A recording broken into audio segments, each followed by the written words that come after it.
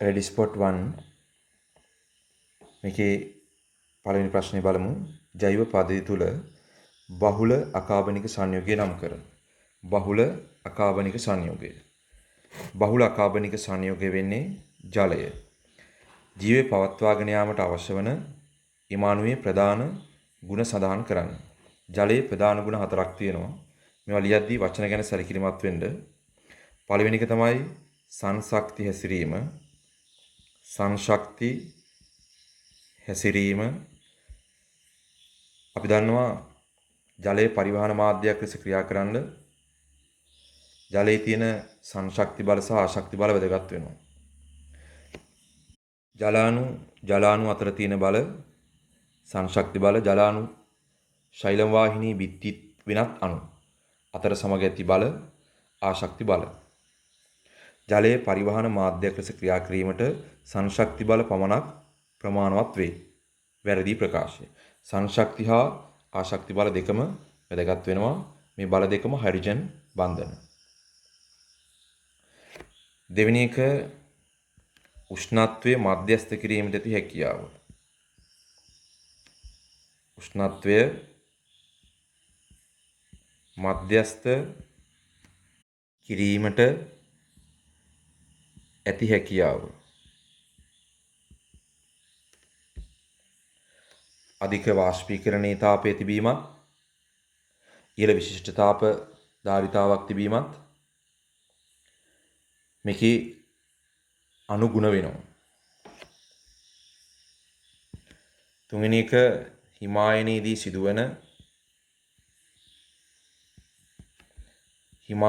සිදුවන අසමාකාර ප්‍රසාරණය. හිමායනයේදී සිදුවන ප්‍රසාරණය. අපි දන්නවා ජලයට උපරිම ඝනත්වයක් තියෙන්නේ සෙල්සියස් 4දී. ජලයට උපරිම ඝනත්වයක් තියෙන්නේ සෙල්සියස් 4දී. හිමායනයේදී සිදුවන අසමාකාර ප්‍රසාරණය. හතරවෙනි එක ද්‍රාවකයක් ලෙස ක්‍රියා කිරීමට ඇති සාර්ව නිපුණත්වය. සාර්ව නිපුණත්වය. ඒ ගුණය ලැබිලා තියෙන්නේ ද්‍රවීයතාවය නිසා. ද්‍රාවකයක් ලෙස ක්‍රියා කරන්න තියෙන සාර්ව නිපුණත්වය ලැබිලා තියෙන්නේ ජලයේ ද්‍රවීයතාවය නිසා. සාමාන්‍යයෙන් ද්‍රව්‍යයක උෂ්ණත්වය වැඩි කරනකොට ඝනත්වය අඩු වෙනවා. උෂ්ණත්වය වැඩි කරනකොට ඝනත්වය අඩු වෙනවා. උෂ්ණත්වය අඩු කළොත් ඝනත්වය වැඩි වෙනවා. හැබැයි උෂ්ණත්වයත් එක්ක ඩෙන්සිටි එක ඝනත්වය ප්‍රස්ථාරගත කළොත් ජලයේ උෂ්ණත්වය අඩු වෙනකොට ඝනත්වය වැඩි වෙනවා. උෂ්ණත්වය මේ පැත්තට අඩු වෙනවා. ඝනත්වය මේ පැත්තට වැඩි වෙනවා. සෙල්සියස් 4ට වඩා උෂ්ණත්වය අඩු කළොත් මේ පැත්තට උෂ්ණත්වය අඩු වෙනකොට ඝනත්වය වැඩි වෙන්න ඕන. සෙල්සියස් 4 දක්වා උෂ්ණත්වය අඩු කරන විට ඝනත්වය වැඩි වෙනවා. සෙල්සියස් 4ට වඩා උෂ්ණත්වය තවත් අඩු කළොත් ඝනත්වය මෙහෙම වැඩි වෙන්නේ නැහැ. ඝනත්වය අඩු වෙනවා. එහෙනම් ජලයට උප්පරිම ඝනත්වය සෙල්සියස් 4 දී තියෙන්නේ. මේකට කියනවා අසමාකාර ප්‍රසාරණය කියලා. ඊළඟට අපි බලමු. ඊළඟ ප්‍රශ්نين කියන්නේ පහත දී ඇති කාබනික සංයෝග ඇසුරින් අසා ඇති ප්‍රශ්න වල පිළිතුරු සපයන්න. ආත්‍රපොඩා පිටසැකිල්ලේ සංඝටකි. සියලු ආත්‍රපොඩාවන්ගේ අන්න වචනේ. සියලු ආත්‍රපොඩාවන්ගේ පිටසැකිල්ලේ සංඝටකයක් වෙනවා. කයිටින්. මේක ළමයි සියලු ආත්‍රපොඩාවන් කියලා ගන්න පුළුවන්ද? ඔව් ළමයි. සියලුම ආත්‍රපොඩාවන්ගේ බහිස්සැකිල්ලේ පිටසැකිල්ලේ කයිටින් සංඝටකයක් විදිහට තියෙනවා. ක්‍රස්ටේසියාවන්ගේ නම් ඔයාලා හිතනවා කැල්සියම් කාබනේට් තියෙනවා කියලා. තියෙනවා කැල්සියම් කාබනේට්. කයිටින් තමයි ප්‍රධාන සංඝටකය. කැල්සියම් කාබනේට් වලින් දෘඩ වෙලා තියෙනවා. ඉන්සෙක්ටාවන්ගේ කයිටින් තියෙනවා. ආත්‍රපොඩාවන්ගේ සියලු ආත්‍රපොඩාවන්ගේ කයිටින් තියෙනවා. එයාලගේ ප්‍රෝටීන වලින් දෘඩ වෙලා තියෙනවා. පිටසැකිල්ල. සෛල සැකිල්ලේ තියෙන ප්‍රෝටීනයක්.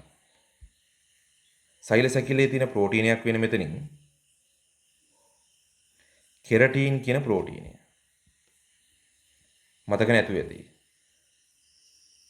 සෛල සැකිල්ලේ ශුද්‍ර නාලිකා තියෙනවා. මම අහනවා ඔයාලගෙන් සෛල සැකිල්ලේ ප්‍රෝටීන සූත්‍රිකා කීයක් තියෙනවද? එක පාඩම කියන්නේ ඔයාලා 3යි කියලා. සෛල සැකිල්ලේ ප්‍රෝටීන සූත්‍රිකා කීයක් තියෙනවද කියලා උත් එක පාඩම 3යි කියලා කියන්නේ. වැරදි. දැන් බලන්න මොකද්ද වැරද්ද කියලා. මෙච්චර කාලයක් හිතන් හිටියේ වැරදි විදියට. සෛල සැකිල්ලේ ප්‍රෝටීන සූත්‍රිකා දෙකයි තියෙන්නේ. ඒ තමයි ඇක්ටින් සූත්‍රිකා සහ අතරමැදි සූත්‍රිකා. ඇක්ටින් සූත්‍රිකා සහ අතරමැදි සූත්‍රිකා. ඇක්ටින් සූත්‍රිකා හැදලා තියෙන්නේ ඇක්ටින් කියන ප්‍රෝටීනයෙන්. හරි. අතරමැදි සූත්‍රිකාවල දීලා තියෙනවා සම්පත් පොතේ විවිධ ප්‍රෝටීන වර්ග කීපයකින් එකක් අපි කියනවා කෙරටින් කියලා. කෙරටින් කියන ප්‍රෝටීනේ තියෙන පුළුවන් අතරමැදි සූත්‍රිකාවල. එහෙනම් සෛල සැකිල්ලේ තියෙන ප්‍රෝටීනයක් තමයි කෙරටින් කියන්නේ. ඒ අතරමැදි සූත්‍රිකාවල තමයි තියෙන්නේ. ශුද්‍ර නාලිකා හැදිලා තියෙන්නේ ටිබියුලින් කියන ප්‍රෝටීනයෙන්. ශුද්‍ර නාලිකා හැදිලා තියෙන ටිබියුලින් වලින්. ටිබියුලින් වලින් හැදිලා තියෙනවා ශුද්‍ර නාලිකා. ශුද්‍ර නාලිකා කියන්නේ ප්‍රෝටීන සූත්‍රිකා වර්ගයක් කියලා ගන්න පළමයි. සෛල සැකිල්ල කියලා කියන්නේ ශුද්‍ර නාලිකා සහ ප්‍රෝටීන සූත්‍රිකා දෙවර්ගයකින් සෑදුණු කියලා ගන්න. ශුද්‍ර නාලිකා සහ ප්‍රෝටීන සූත්‍රිකා දෙවර්ගයකින්. ඊතරම් සුලභ නොවන කාබෝහයිඩ්‍රේටයක්. ඔයාලා දන්නවා එරිත්‍රෝස්. තෘතීයික ව්‍යුහයේ පවතින ප්‍රෝටීනයක්. මයොග්ලොබින්. හිමොග්ලොබින් චාතුර්ථ ව්‍යුහයේ වුණාට මයොග්ලොබින් චාතුර්ථ ව්‍යුහය නෙමෙයි. මයොග්ලොබින් කියලා කියන්නේ සහ එන්සයිම්. තෘතීයික ව්‍යුහයේ පවතින ප්‍රෝටීන.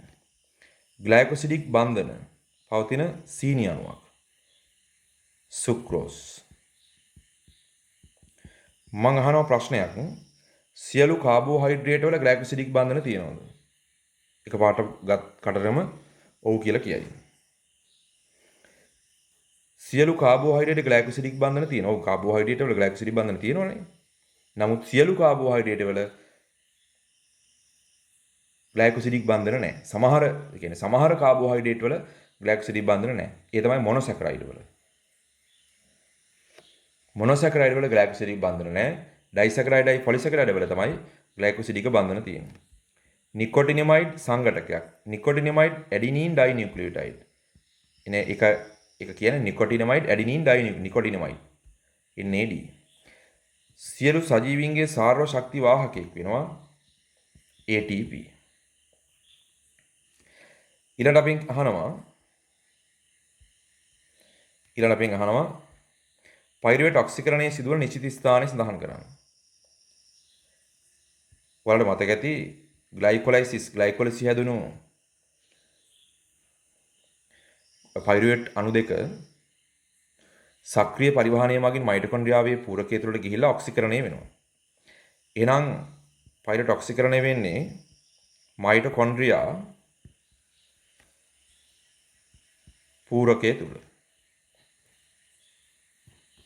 පූරකය තුළ. පයිරුවේට් ඔක්සිකරණයට අදාළ ප්‍රතික්‍රියාව පයිරුවේට් අණුවක් කියන්නේ C7යි H4යි O3යි. එයා ඔක්සිකරණය වෙද්දී එයා CoA එක ක්‍රියා කරනවා. CoA. මේ CoA කියලා කියලාමයි සහ එන්සයිම් A නේ. සහ එන්සයිම් A නේ. CoA තමයි සහ එන්සයිම් A. NAD+ වල මතකදී හැදෙනවා මෙතන පයිරුවේට් CoA ධන NAD. ඇසිටයිල් CoA ධන පයිරුවේට් වලින් කාබන් ඩයොක්සයිඩ් අණුවක් පිට වෙනවා කාබොක්සිල් හරණයක් වෙලා. මෙතනදී NADH අණුවක් සෑදෙනවා. හරි. මේ තමයි පයිරුවේට් ඔක්සිකරණයට අදාළ ප්‍රතික්‍රියාව. පයිරුවේට් C3යි H4යි O3යි ධන CoA ධන NAD+ ඇසිටයිල් CoA. පයිරුවේට් ඔක්සිකරණයේ මයිටොකොන්ඩ්‍රියම පූරකය තුළ හැදෙනවා ඇසිටයිල් CoA කාබන් ඩයොක්සයිඩ් NADH අණුව. ඔයාලට මතකදී එක ග්ලූකෝස් අණුවකට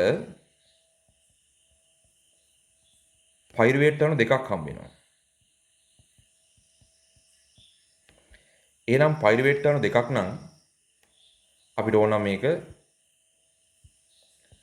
දෙකක් පයිරුවේට් කියලා, දෙකක් CoA කියලා, දෙකක් NAD+, එහෙනම් දෙකක් ඇසිටයිල් CoA, දෙකක් CO2, දෙකක් NADH. එක ග්ලූකෝස් අණුවකට ලැබෙන ප්‍රතිඵල. ඊළඟට අහනවා සෛලීය ස්වායු ශ්වසනයේ පහත එක් එක් පියවරවලදී නිපදවන අන්තඵල. ග්ලයිකොලිසි හැදෙනවා ළමයි දෙකක් පයිරුවේට්.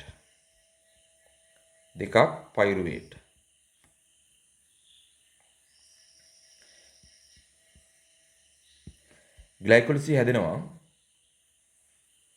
4ක් ATP. නෑනේ ළමයි දෙකක් ATP කියලා දාලා ලියන්න. ඒ ශුද්ධ ලාභය හොත් ලියන්න. හැදෙනවා 4ක්. කාබන් ඩයොක්සයිඩ් හැදෙනවද? නෑ. කාබොක්සිල් හරණයක් ග්ලයිකොලිසියේ වෙන්නේ නෑ. හැදෙනවා ළමයි දෙකක් NADH.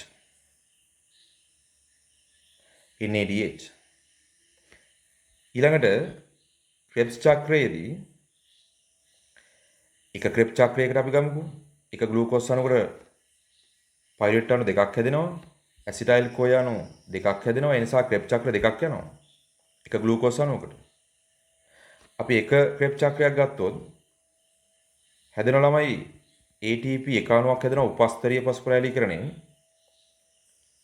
3ක් NADH හැදෙනවා. FADH2 අණුවක් හැදෙනවා. කාබන් ඩයොක්සයිඩ් අණු දෙකක් පිට වෙනවා. එහෙනම් එක ග්ලූකෝස් අණුවකට ක්‍රෙබ්ස් චක්‍ර දෙකක් යනකොට මේක දෙගුණ වෙන්න ඕන. මේක එක ග්ලූකෝස් අණුවකට. ඔක්සිකාරක ෆොස්ෆොරයිලීකරණය මයිටොකොන්ඩ්‍රියමේ අභ්‍යන්තර පටලයේ සිදුවන අන්තඵල මෙහිමයි. ජලය ලැබෙනවා අණුක ඔක්සිජන් H+ සහ ඉලෙක්ට්‍රෝන ප්‍රතිග්‍රහණය කරලා. ATP ලැබෙනවා ඔක්සිකාරක ෆොස්ෆොරයිලීකරණයෙන්.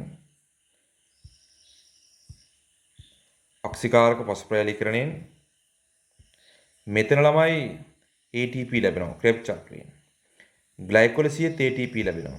හැබැයි උපස්තරීය ෆොස්ෆොරයිලීකරණයෙන්. හැබැයි ළමයි ඔක්සිකාරක ෆොස්ෆොරයිලීකරණය. මෙතන ATP නිපද වෙන්නේ ඔක්සිකාරක ෆොස්ෆොරයිලීකරණයෙන්. තව ලැබෙනවා ළමයි අන්තඵල විදියට මෙන්න මේවා ගන්න පුළුවන්. NAD+, FAD+, NAD+, FAD+, අන්තඵල විදිහට ගන්න පුළුවන්.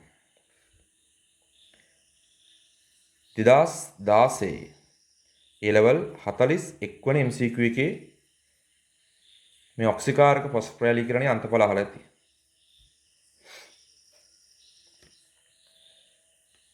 ඊළඟට සෛලීය සසනේ මෙන්න මේ ක්‍රියාවලි සඳහන් කරන්න කියලා කියනවා, නම් කරන්න කියලා කියනවා. ඒක හරිම ලේසි. A කියන්නේ ග්ලයිකොලිසිය, B කියන්නේ පයිරුවේට් ඔක්සිකරණය සහ ක්‍රෙබ් චක්‍රය.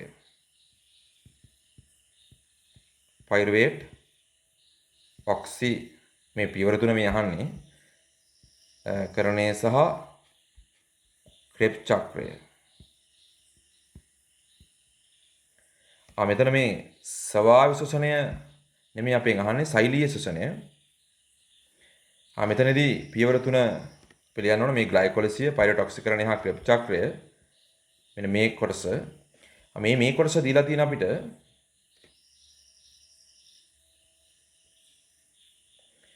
මේ කොටස දීලා තියෙන්නේ නිර්වායු ශ්වසනය ළමයි. නිර්වායු ශ්වසනය. පැහැදිලි? නිර්වායු ශ්වසනය. හරි. එහෙනම් රෙඩි ස්පොට් 1 අවසන්.